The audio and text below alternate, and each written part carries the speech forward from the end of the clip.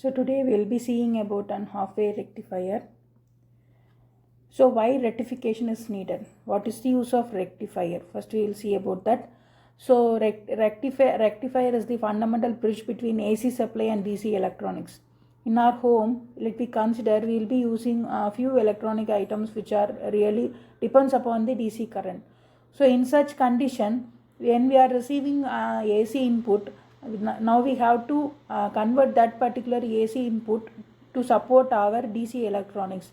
This is how our rectifier come into a picture.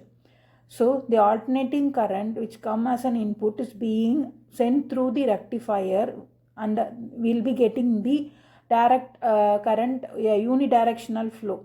So few examples where DC current are required are phone chargers, motor devices, microcontrollers, etc. So every DC power supply requires a rectifier as its first stage. So this was a biggest engineering challenge to decide how much complexity it will be there to achieve it. So coming to half-wave rectifier. So rectifier, we already know that it will change the AC input to DC output in order to use it for electronic circuits. So how it can be achieved is that using half-wave rectifier, full-wave rectifier or bridge rectifiers. So first we will see about the half-wave rectifier. In this circuit diagram, if you see, we are using a step-down transformer which reduces the AC current to main AC current to low-level AC current, and it also isolates the extra noises. After that, we are using a diode which is our normal PN junction diode.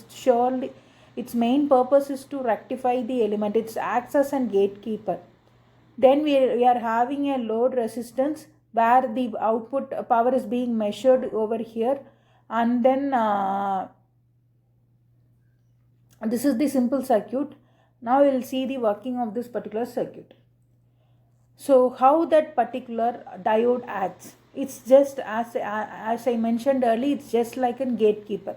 So the diode acts as a pressure sensitive mechanical valve which is being placed in our pipe. Okay, so when the potential is anode potential is greater than cathode, so if it is in forward biasing, then the current flows through the circuit freely.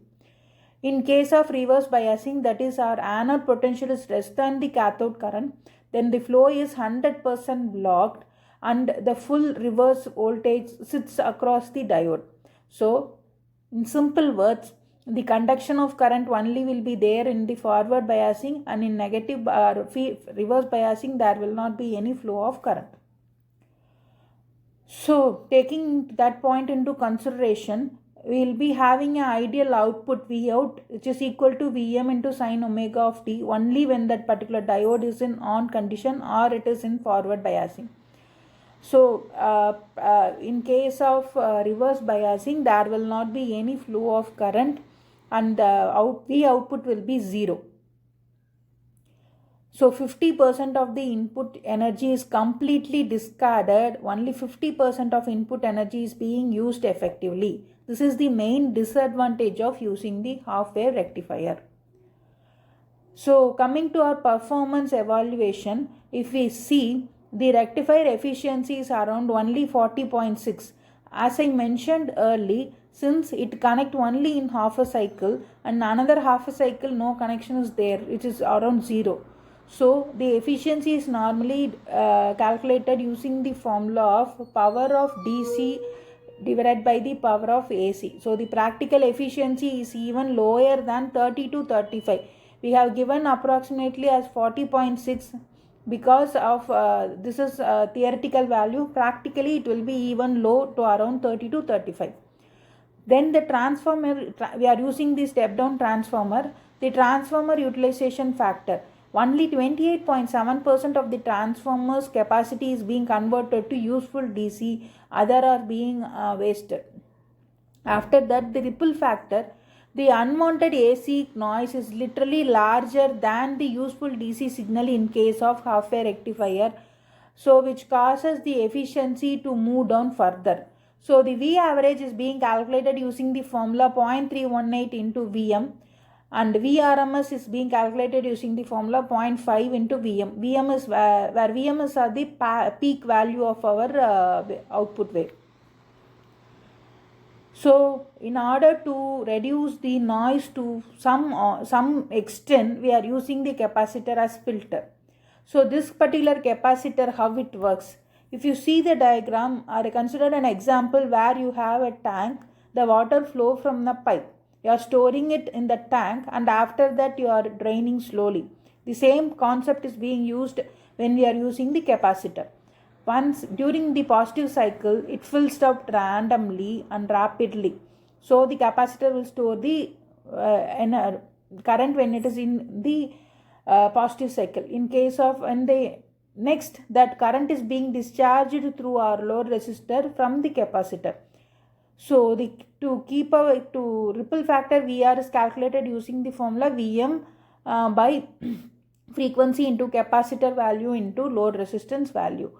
So the takeaway from this particular diagram is that to keep the water level high during the long off cycle, you need to have a massive tank. So in order to have a current flow regularly, even in the reverse bias condition, the capacitor, we have to use a large value capacitor or large holding capacitor, which makes the involve of the cost involved will be very high when you are going for large amount of capacitor. So we have seen the operation of half wave rectifier. What is the disadvantage?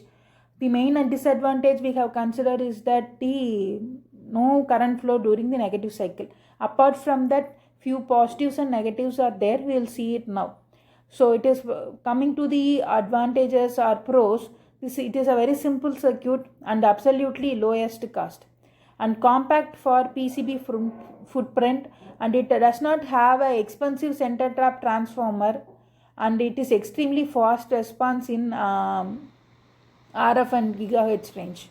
When you are considering to the negative part or the disadvantage, it has a very low DC output, and then it is extremely high ripple frequency, which requires a massive filters in order to use it. So wasted negative half cycle, and then the DC saturations of the transformer core, that is overheating, will be there since we are not using center tap transformer. In spite of this much disadvantages, still it has a application where it cannot be used for power supply, but it can be used for signal processing.